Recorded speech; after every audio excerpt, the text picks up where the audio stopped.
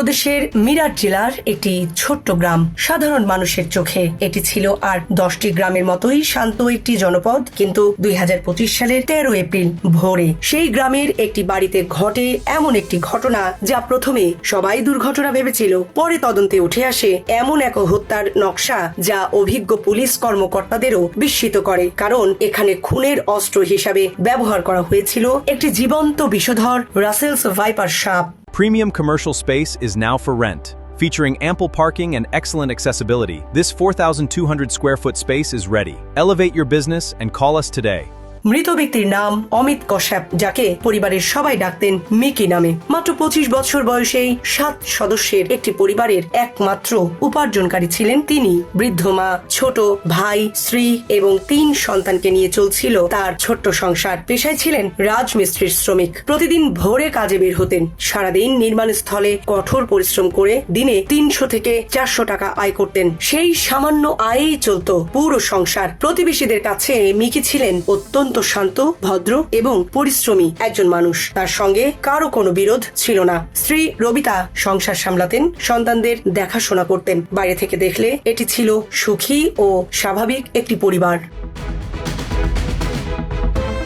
এই পরিবারের সঙ্গেই একসময় ঘনিষ্ঠ হয়ে ওঠেন গ্রামেরই আরেক তরুণ অমরদীপ। বয়সে ছোট হলেও তিনি একই পেশায় কাজ করতেন। প্রতিদিন একসঙ্গে কাজে যাওয়া, একসঙ্গে ফেরা, সুখ দুঃখ ভাগাভাগি করতে করতে মিকি তাকে নিজের ছোট ভাইয়ের মতোই বিশ্বাস করতে শুরু করেন। অমরদীপও নিয়মিত মিকির বাড়িতে যেতেন। মিকির সন্তানরা তাকে কাকা বলে ডাকত। কিন্তু হঠাৎ করেই বদলে যেতে থাকে পরিস্থিতি। অমরদীপ ধীরে ধীরে মিকির বাড়িতে যাওয়া বন্ধ করে দেন, একসঙ্গে কাজ করাও ছেড়ে দেন। প্রথমে বিষয়টিকে গুরুত্ব দেননি মিকি। তিনি ভেবেছিলেন হয়তো কাজের ব্যস্ততার কারণেই দূরত্ব তৈরি হয়েছে। কিন্তু এই নীরব দূরত্বের আড়ালেই তৈরি হচ্ছিল এক ভয়ঙ্কর ষড়যন্ত্র। 13 এপ্রিল সকালে প্রতিদিনের মতো পরিবারের সবাই ঘুম থেকে উঠলেও মিকি আর জেগে ওঠেননি। 7 বছরের ছেলে বাবার জন্য চা নিয়ে ঘরে ঢুকতেই আতঙ্কে চিৎকার করে বাইরে বেরিয়ে আসে। পরিবারের সদস্যরা ছুটে গিয়ে দেখেন বিছানায় নিথর হয়ে পড়ে আছেন মিকি। তার শরীরের পাশে কুণ্ডলি পাকিয়ে রয়েছে একটি জীবন্ত রাসেলস ভাইপার। শরীরের বিভিন্ন স্থানে দেখা যায় একাধিক কামড়ের দাগ। স্বাভাবিকভাবেই উপস্থিত সবাই ধরে নেন ঘুমন্ত অবস্থায় সাপের কামড়ে মৃত্যু হয়েছে। গ্রামের এক সাপুড়ে এসে সাপটিকে জীবিত অবস্থায় ধরে বন বিভাগের কাছে হস্তান্তর করেন। পুলিশও প্রথমে এটিকে সাপের কামড়ে স্বাভাবিক মৃত্যু হিসাবেই বিবেচনা করতে শুরু করে। কিন্তু এখানেই দেখা দেয় প্রথম সন্দেহ। সাপুড়ে মৃতদেহটি ভালোভাবে পরীক্ষা করে জানান বিষয়টি স্বাভাবিক মনে হচ্ছে না। তার দাবি ছিল রাসেলস ভাইপারের কামড়ে যে ধরনের বিষক্রিয়ার লক্ষণ শরীরে দেখা যায় তার কিছুই নেই। কামড়ের জায়গায় ফোলা নেই, ত্বকের স্বাভাবিক পরিবর্তন নেই, বিষের প্রতিক্রিয়াও অনুপস্থিত। পরিবারের সদস্যরা বিভ্রান্ত হয়ে পড়েন। পরে স্থানীয় এক ওঝাও একই কথা বলেন। তারও ধারণা হয় এটি সাপের কামড়ে মৃত্যু নয়। তিনি পরামর্শ দেন দ্রুত মৃতদেহ হাসপাতালে নিয়ে গিয়ে চিকিৎসকদের মাধ্যমে পরীক্ষা করানো হোক। কিন্তু তখনই অস্বাভাবিক আচরণ করতে শুরু করেন মিকির স্ত্রী রবিতা। তিনি মরদেহ হাসপাতালে নিতে প্রবল আপত্তি জানান। পরিবারের সদস্যদের সঙ্গে তর্কে জড়িয়ে পড়েন, গালিগালাজ করেন এবং মরদেহ পোস্টমর্টেম না করার জন্য জোর দেন। তার এই আচরণ প্রথমেই অনেকেই গ্রামীণ কুসংস্কার বা পুলিশি ঝামেলা এড়ানোর চেষ্টা বলে মনে করেছিলেন।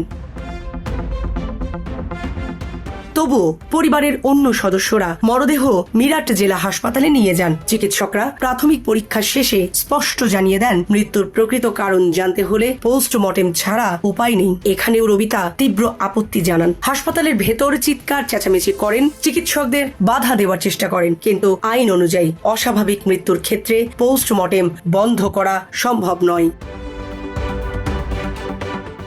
কয়েকদিন পর আসে সেই বহুল প্রতীক্ষিত রিপোর্ট, আর তাতেই পুরো ঘটনার মোড় ঘুরে যায়। ফরেনসিক প্রতিবেদনে নিশ্চিত করা হয় মিকির মৃত্যু সাপের বিষে নয়, তার মৃত্যু হয়েছে শ্বাসরোধ করে গলা টিপে হত্যার মাধ্যমে। অর্থাৎ এটি ছিল পরিকল্পিত খুন।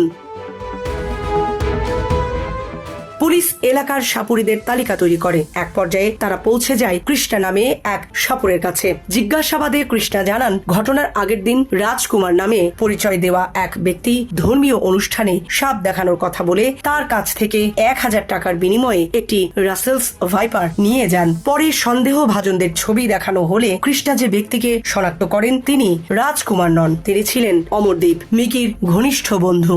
এরপর অমরদীপকে আটক করে জিজ্ঞাসাবাদ শুরু হয়। প্রথমে তিনি সব অভিযোগ অস্বীকার করেন, কিন্তু তদন্ত চলাকালে পুলিশ মিকির মা এবং প্রতিবেশীদের কাছ থেকে গুরুত্বপূর্ণ তথ্য পায়।